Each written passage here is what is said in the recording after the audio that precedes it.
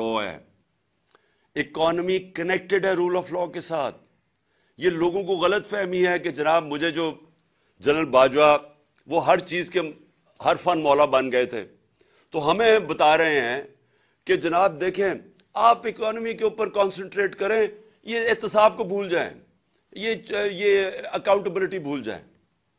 उनको यही नहीं पता आज तक कि दुनिया का नक्शा उठा के देख लो, जिन मुल्कों के अंदर क्लीन गवर्नेंस है, रूल ऑफ लॉ है, वो खुशहाल हैं, और जिन मुल्कों में यहां एनआरओ दिया जाता है बड़े डाकुओं को और बेचारे छोटे चोरों को पकड़ा जाता है, वहां सारे मुल्कों में गुर्बत है।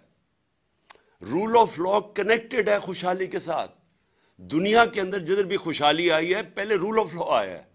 यह हो ही नहीं सकता कि मुल्क में डाके मारे जाए, जो एलीट हो वो ऊपर बैठ के मुल्क चोरी करे और आप समझे कि मुल्क तरक्की कर जाएगा। ये कभी नहीं हुआ। और अगर ये होता तो ये दोनों जो खानदान 30 साल इस मुल्क के ऊपर मुसल्लत रहे हैं, तो इनको मुल्क को ठीक कर देना चाहिए था। इनके दौर में ही तो सारे कर्जे चढ़े हैं।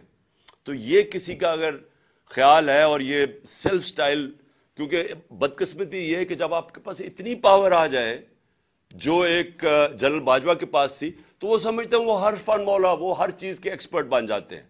तो हमें लेक्चर दिए जा रहे थे कि नहीं जी इनको एनआरओ दे दो और आप सिर्फ इकोनॉमी पे कॉन्सेंट्रेट करो।